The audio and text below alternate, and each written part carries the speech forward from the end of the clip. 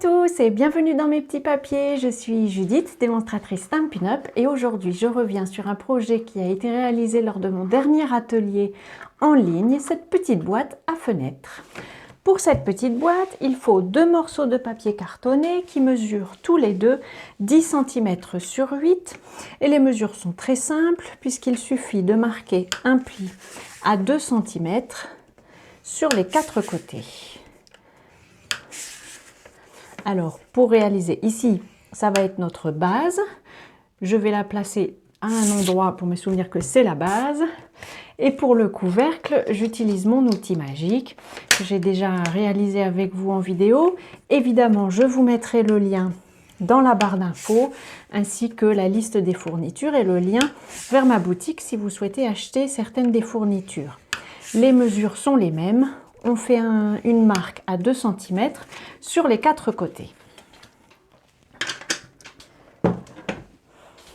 Celle-ci, c'est donc mon couvercle. C'est la partie dans laquelle j'ai envie de faire une fenêtre. Je vais donc utiliser ma perforatrice étiquette classique et je vais me faire un outil de repère sur lequel je vais mettre un tout petit peu de snail. Mais en même temps, c'est pas très grave s'il ne colle pas beaucoup, mais bon, de toute façon, on va tout enlever. C'est un outil qui va me permettre de repérer à quel endroit j'ai envie de mettre ma fenêtre. De cette manière, je peux tout simplement placer ma carte au même endroit et je perfore. Ça me donne une fenêtre à peu près au milieu, du moins à vue de nez. Je vais pouvoir maintenant marquer les plis de mon couvercle et de ma base.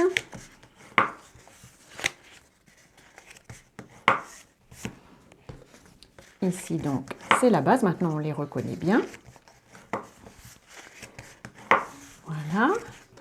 Avant que le tout soit un peu plus complexe, je vais coller ma fenêtre sur le couvercle. Pour ça je vais utiliser 4 points de colle que je place dans les quatre coins. Hop. Toutes les mesures seront aussi indiquées. Puisque c'était un atelier en ligne, j'avais tout envoyé aux participantes avant l'atelier pour qu'elles puissent préparer leur matériel. La liste est donc prête et évidemment, je vous la remettrai dans l'article sur mon site. Pour faire les découpes, on va faire comme on l'a déjà fait souvent, découper de part et d'autre du pli et puis un peu en biais sur le côté. Et puisque c'est un rectangle, j'aime bien le faire comme ceci, en fait de chaque côté, du côté le plus long. Parce que ça va aider. Alors ici la boîte est toute petite, donc ça ne va pas apporter une grande différence. Mais quand les boîtes sont un peu plus grandes, ça permet quand même d'avoir un peu plus de stabilité puisque ce sont les longs côtés qui sont un peu moins stables. Voilà, on fait la même chose sur la base et sur le couvercle. Je le fais donc ici également.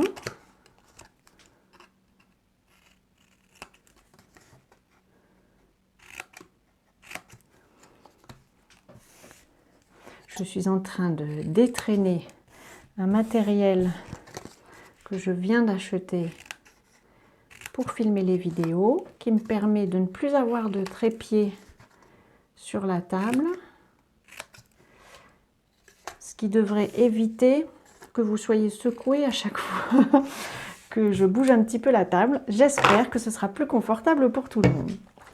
Comme d'habitude, je vais en coller à la colle liquide sans en mettre de trop parce qu'elle va s'étaler et ce sont de tout petits espaces.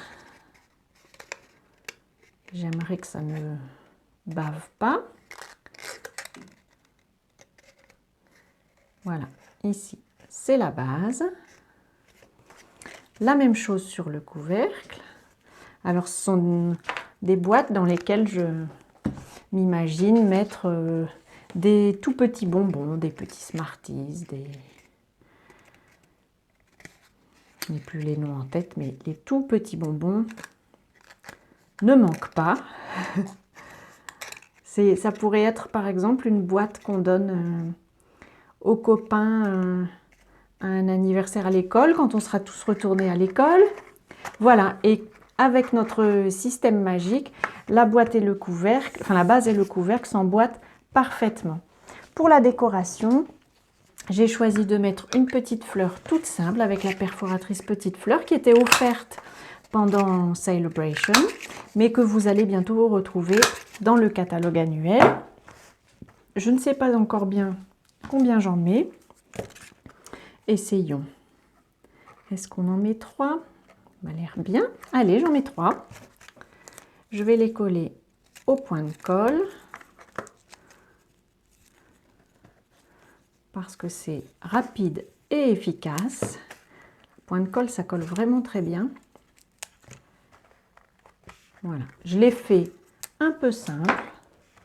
Là, j'avais fait des fleurs, je vous mettrai les fournitures, mais que j'avais d'abord embossé en blanc sur du papier vélin coloré, qui est encore au catalogue. J'espère qu'il est encore disponible à l'heure où, qu'il sera encore disponible à l'heure où cette vidéo sera en ligne, puisqu'il sort du catalogue et donc il faudra se dépêcher s'il vous fait envie.